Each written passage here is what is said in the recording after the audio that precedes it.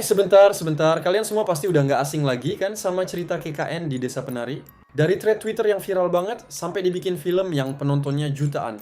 Tapi, di balik semua kengerian dan misteri yang bikin bulu kuduk merinding itu, ada satu fakta yang super duper penting dan sering banget disalahpahami sama banyak orang. Apa tuh? Gini-gini. Banyak yang mikir, wah ini pasti cerita tentang ritual sesat ya.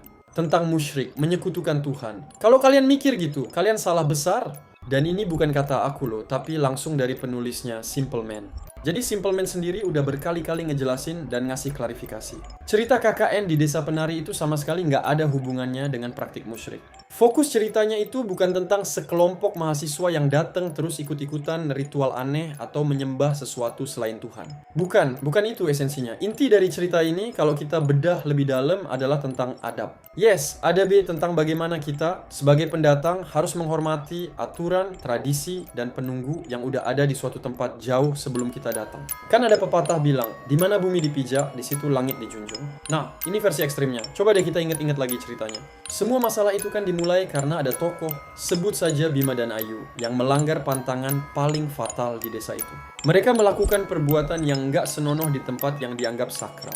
Ini bukan soal mereka musyrik, tapi soal mereka nggak punya sopan santun, nggak bisa jaga adab di tempat orang. Jadi ini tuh lebih kayak pelajaran universal.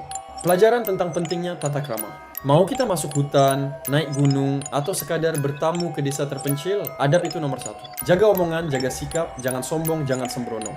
Karena kita nggak pernah tahu aturan tak tertulis apa yang berlaku di sana. So, bisa dibilang teror yang mereka alami itu adalah konsekuensi langsung dari perbuatan mereka sendiri yang melanggar batas. Ini lebih ke hukum karma atau hukum alam versi mistis, bukan soal ajaran sesat.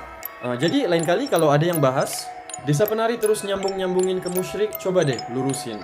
Ini semua tentang adab, guys. Pelajaran yang mahal banget buat kita semua. Gimana menurut kalian?